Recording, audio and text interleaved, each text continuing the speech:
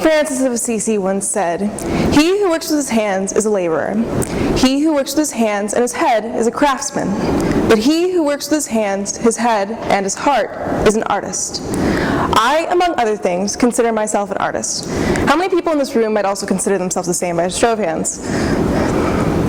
Okay, good. I see some hands up, but for those of you that did not raise your hand, that's okay. I'd like to spend the next several minutes trying to change your vernacular a little bit. Unfortunately, in the world today, there has been a little bit of a disconnect from the value of art. And a lot of what I do as an art educator is advocate for the value of art for everybody. And unfortunately, some people find art pointless, subjective, or not applicable to them. And this, in my experience, comes largely from a lack of education in the arts. Imagine, for example, being illiterate or struggling with your literacy, but being asked to read and respond to a book. When you opened it up, the words on the page wouldn't come together into a story for you to understand and enjoy, but rather you might be left feeling a little bit out of place and probably frustrated. Lack of visual literacy does something similar to some budding artists, and like reading and writing, this can be taught. As we grow older, it's not uncommon to see people begin to distance themselves from the arts for a variety of reasons. And this is something that I saw, funnily enough, firsthand in a community art class that I taught to a high school and adult demographic. Something that wouldn't be uncommon to hear in the first couple of weeks of this class were the words, "I am not an artist." While the irony of this made me giggle a little bit internally, it also sort of broke my heart in a way, because they were beginning to devalue exactly what they were creating in front of them. This kind of stems from a misconception on the value of technical skill and also talent. While technical skill and talent are important, it is not the only driving force behind creation. It is your individual artistic voice that really makes you unique as an artist. My job as a teacher is not to give you an artistic voice. This is something that you already innately have, unique to you. However, I am going to help you give you the vocabulary to use that artistic voice to your fullest potential. A lot of this disconnect, too, from talent and your value as an artist also comes from the idea of product being more important than process. And this is something that I also saw a lot in this class. People would question what they were creating because they were failing to see exactly what went into their work, and rather just looking at the very extrinsic evidence of what they've created. I had a professor last semester, actually, here at Miami University, who helped me a lot with this idea. He called some of what I created educational debris. I was in his ceramics class, and I had a lot of trouble throwing in the wheel. A lot of what I created, especially the cups and things that I would make, it turned out kind of wonky. They would look like kind of abstract sculptures, not necessarily like a cup that you would want to drink out of, much less not something that I would want to put up on my mantle at home or anything like that. However, he encouraged me to see the value in exactly what I had created, because each one of those cups that I had made and wasn't necessarily entirely proud of, I had learned something, and you could almost see directly in front of me how much I had exactly progressed in that subject. There are innumerable benefits to pursuing the arts. However, this only becomes truly innate and applicable to your life when you begin to view yourself as an artist. I'm a firm believer in the concept of intentionality, or that your disposition and attitude about a situation directly affects the outcome. By saying the words, "I am not an artist," you are in many ways turning your nose up to the benefits that are almost within your reach, and distancing yourself again from the benefits of art. The benefits that you can reap are a variety of them. For example, there are many emotional benefits to pursuing the arts. Aside from just being a good way to relax and unwind and disconnect yourself from some of the stresses of life, in expressing yourself, you are also, in a sense, exploring yourself. And this self-exploration, it contributes to a strong sense of self, and thus more confidence.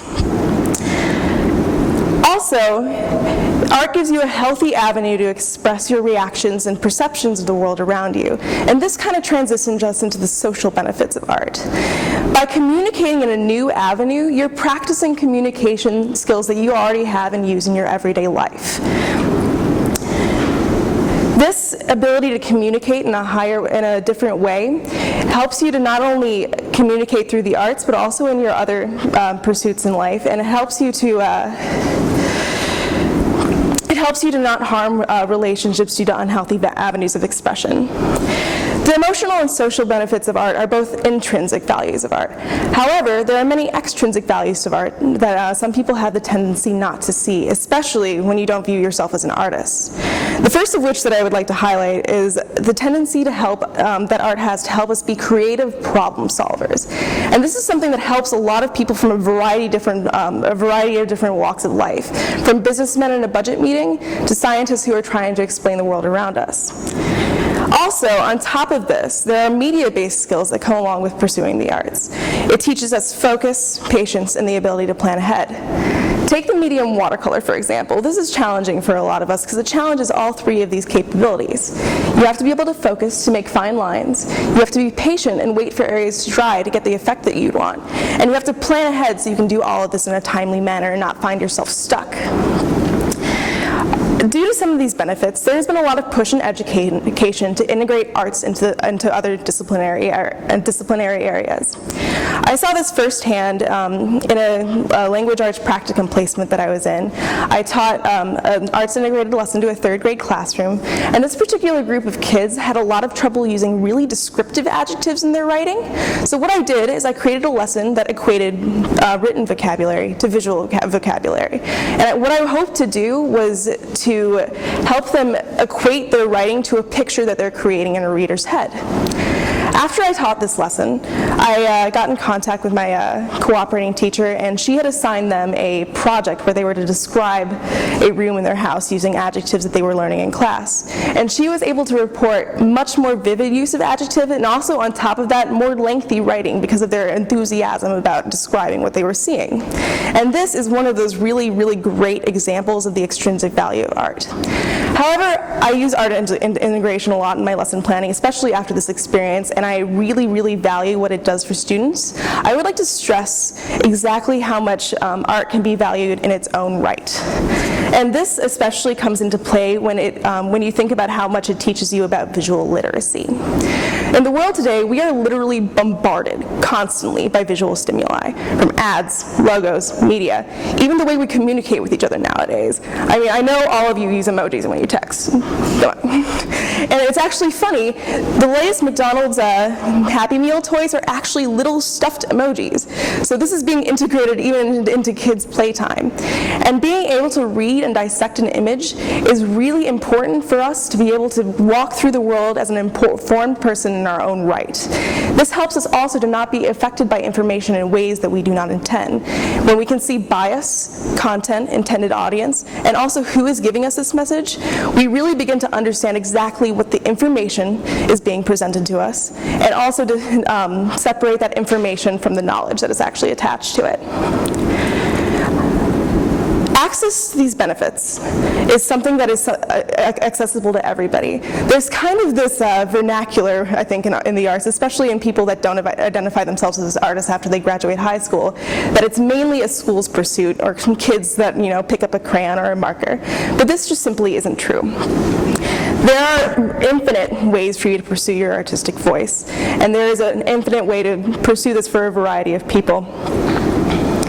For example, there are community art centers where you can take classes, you can go to museums to gain inspiration, art galleries, or even out into the community. And if that doesn't float your boat, you can go on the internet and look up ways to help hone your artistic voice.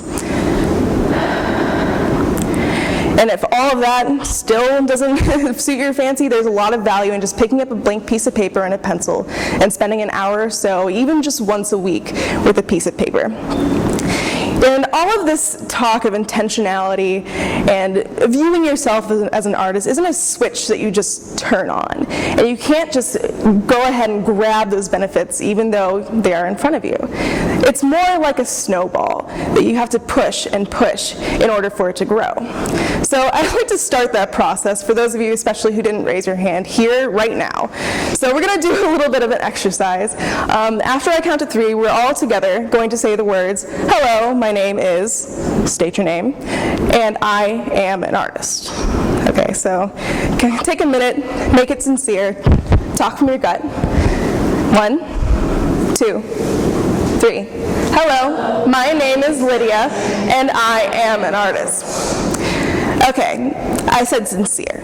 Let's get this a little louder. I want to really hear you mean it. You know what? I want the people upstairs, if they're taking a final, I want them to wonder what exactly is going on down here. So let's try this one more time. 1, 2, 3. Hello, my name is Lydia, and I am an artist. All right, thank you, and I hope that you can carry that with you as you leave today.